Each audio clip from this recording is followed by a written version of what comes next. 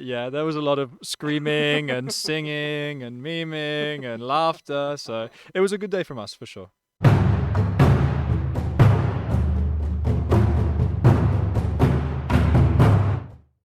Hi everyone, this is Tom reporting from the LEC Summer Split, and with me here is Mac, the coach of Mad Lions, who just qualified for Worlds a second year in a row by beating G2. Mac, normally you're a pretty down-to-earth guy, pretty calm, but I can imagine that right now you're feeling pretty ecstatic.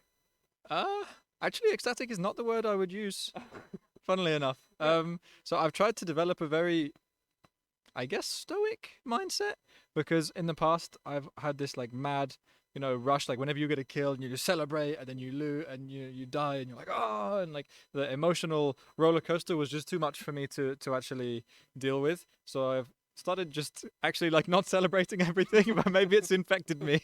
So I mean, mainly I'm actually just really proud of the team.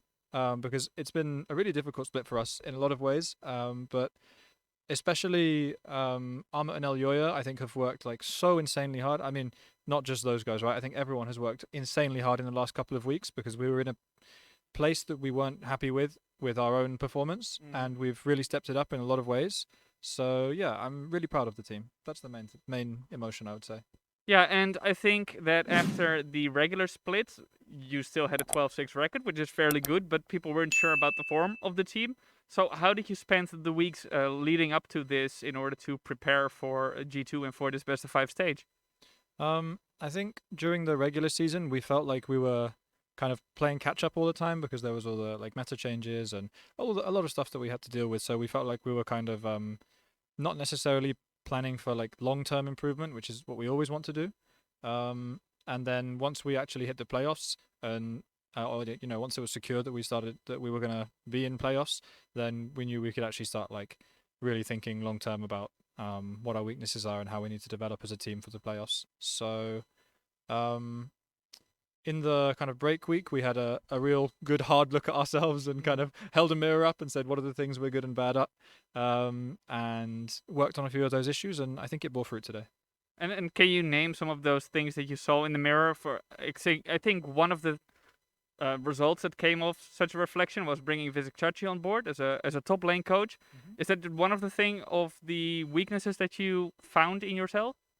Actually, that's not one of them. We were only talking about team stuff, really. I think we had a lot of issues in the early game around the way that we were playing out our early game matchups, and we were just really uncoordinated around waves in the early game, and that's something we worked on a lot. I mean, even against G2, they were able to, do some decent damage against us in the early game, but I think it improved over the course of the series. And yeah, that's something that we worked on a lot, was mainly solidifying our early game, because I think when you look at us in the mid to late game, you can see that we're like a really strong team, right? I think our map movement is probably the best in Europe right now. I mean, I think maybe G2 had a bit of a bad day today. Like it looked like a shaky series from them in terms of the way they were moving the map, but I'm pretty confident in our mid to late game and our team fighting. So yeah. And then at what point during this lead up to these playoffs did you feel confident? Okay, we're at the point where we want to be. Maybe were you there already when you headed into the series, or were there still some uncertainties for you?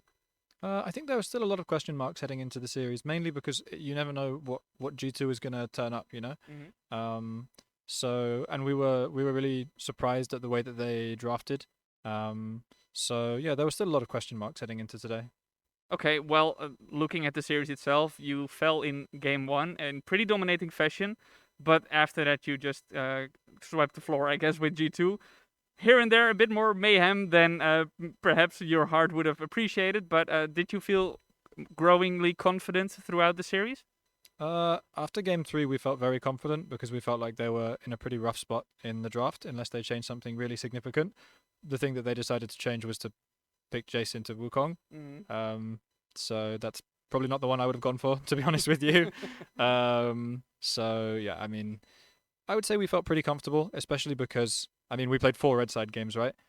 Which was a big factor, I would say, and it felt like they ran out of tools to deal with the all of the champions that we had. So we felt really comfortable in draft for sure.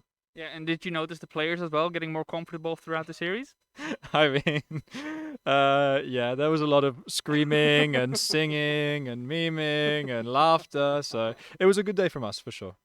All right. Well, looking forward, you're facing Rogue now in the upper bracket finals. Is that something you're immediately going to focus on? You're going to take a small break? We've seen Rogue compete yesterday. They look pretty fallible against the Misfits. So what are you looking forward to in that series? I think mostly, well, a few of us are getting vaccinated in the next couple of days, and Oh. so there may be some side effects going on there. So I'm not sure how strong our start to next week will be. But after that, we will focus on refining a few things and also adding some more ideas. I think. I mean, we didn't have to show that much today, but I think we can look at providing some depth in case we need to do a kind of playstyle change. In the middle of a series against Rogue, which I mean, it's a completely different series preparing for Rogue than G2. The win conditions are like polar opposites, probably in most cases. So yeah, we'll certainly need to do some rejigging. All right. Well, looking at Worlds now, that is something you've already qualified for. I'm not sure if that's something you're already actively thinking about, and maybe how you're going to go there with the lessons you learned last year, lessons you learned from MSI. But can you share your first thoughts on making it to Worlds just in general with the team, and what you're looking forward to this year? Again, mostly just pride. I mean, it's really really remarkable that we can have like have a player like Elyoya, who's a rookie, right? Or one of our coaches, Pad, who's like, it's his first year in the LEC. It's the same for both of them. So I'm really happy for them that they get to go to Worlds, and especially in China, because China was amazing last year. And I think until you've competed in Worlds in China or Korea, you haven't really seen the best of League of Legends. And we didn't even see it last year because of so many COVID restrictions. But it's a completely different world. So I'm really excited for them. All right. Well, thank you very much for joining me, Mac. Congrats again on the victory and on qualifying for Worlds. Thank you all very much for watching. If you like this video, don't forget to like and subscribe, and stay tuned for more content.